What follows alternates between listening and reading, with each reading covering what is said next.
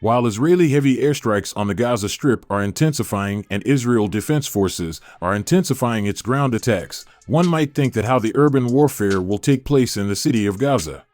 IDFs first bombarded the outskirts of the city and residential areas and depopulated northern enclave surrounding the Gaza city center.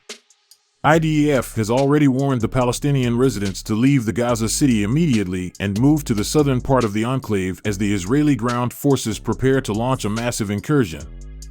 Gaza City is a city within the city. And also it is a city with an underground city. Back in the time, Palestinians used to dig and utilize underground tunnels for smuggling various goods from Egypt. Egypt later destroyed most of these cross-border tunnels along its Gaza border by filling them with sewage and demolishing houses that hid their entrances.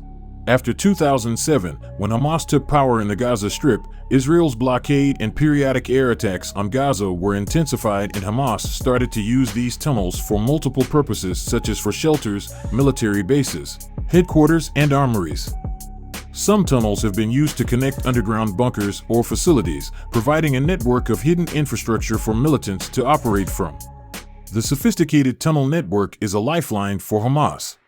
These passages allow the militants to endure heavy bombardments, move stealthily in Gaza, resupply themselves with essential materials and ammunition, and carry out surprise attacks. A place which is constantly being bombarded, there is no choice but building a large and sophisticated network of tunnels. Tunnels once used for smuggling began to be used for warfare. Israel calls this tunnel network Gaza Metro, which is 500 kilometers or 310 mile long, compared to London's subway system with 250 mile long.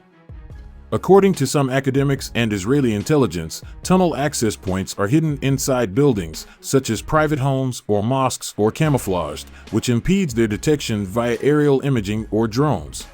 Hamas used electric or pneumatic jackhammers for digging tunnels.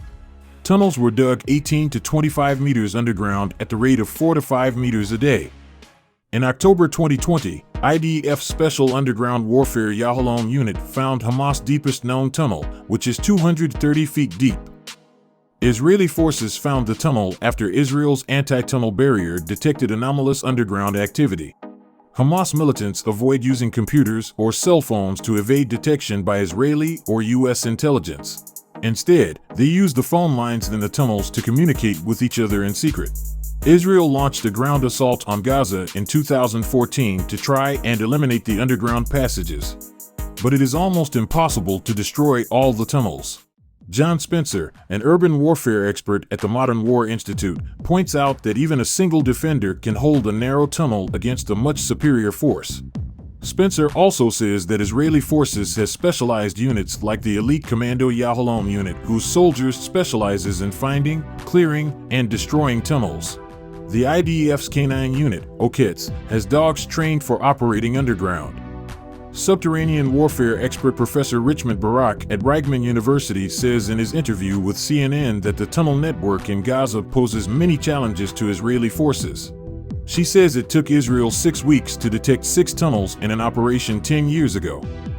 What are the possible scenarios that Israeli military use against the tunnel system of Hamas?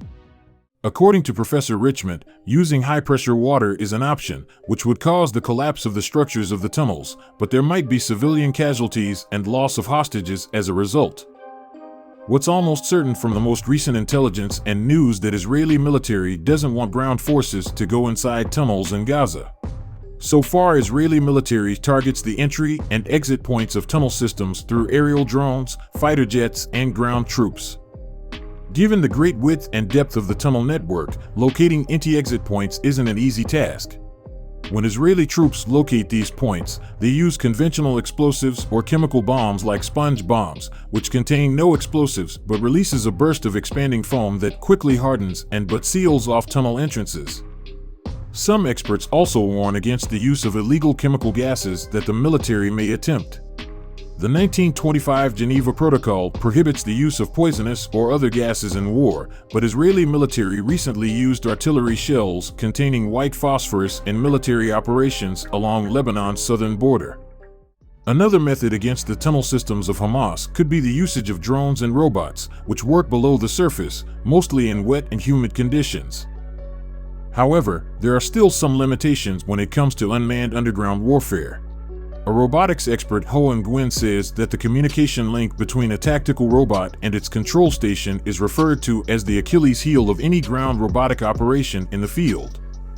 The reason is that structures that impede frequencies, like buildings or tunnels, also impede the ability of the robot to function properly. Over the years, Israel has developed advanced tunnel detection technology to locate underground tunnels. This technology includes ground-penetrating radar, seismic sensors, and other specialized equipment to detect tunnel construction and activity. In some cases, once a tunnel is identified and its location is confirmed, the IDF may use airstrikes to target and destroy the tunnel entrances. Although IDF also used simulators with virtual reality goggles to create a realistic atmosphere of subterranean warfare, this can't perfectly create a sense of discomfort, claustrophobia, and fear of being in a real tunnel.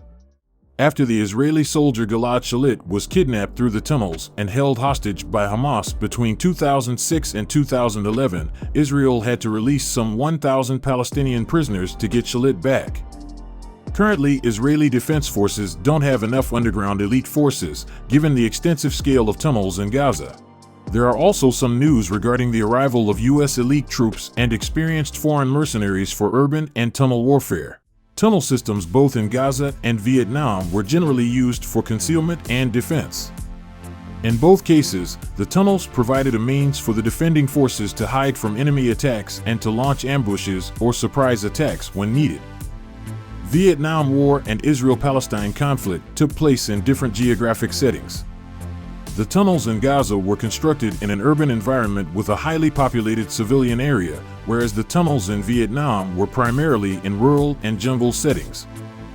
In Vietnam, the tunnels, such as the Cu Chi tunnels, were used by the Viet Cong and North Vietnamese forces to resist and combat the American and South Vietnamese forces during the Vietnam War. Viet Cong guerrillas would use tunnels for hit-and-run attacks and set various booby traps and mines inside these tunnels. During Vietnam War, the U.S. military specially trained some volunteer soldiers as tunnel rats to navigate tunnels, detect booby traps, and scout for enemy troops. These tunnel rats, who were usually small guys, would spend hours or days in tunnels crawling and usually carrying only a pistol, shovel, and flashlight. In addition to Viet Cong attacks, tunnel rats had to deal with grenades, mines, booby traps, poison gas, and venomous snakes and scorpions. Hamas militants have the tunnel leverage and detailed knowledge of the area. Israeli military has the advantage of controlling entry and exit points of the enclave and ability to cut vital supplies like water, food, and ammunition to the militants. Even though Israel aims to take complete control of the Gaza Strip and even annex the area, international reactions might mount and a possible increase in military casualties might cause public reaction within the Israeli society. In sum, subterranean warfare is a type of warfare which is increasingly merging with urban warfare, and most modern armies still do not have detailed and clear instruction manuals or doctrines on subterranean warfare. Today, the use of tunnel systems provide an asymmetrical leverage for non-state actors against regular armies. Barak and Holvad highlight this fact that though they may seem contained to small unit actions and low-level engagements, underground encounters have the potential of slowing down major operations and unsettling even the most competitive force. Therefore, subterranean warfare will be more and more important for modern militaries in the next decades. Thanks for watching. Please like the video and subscribe to our channel. More videos will come.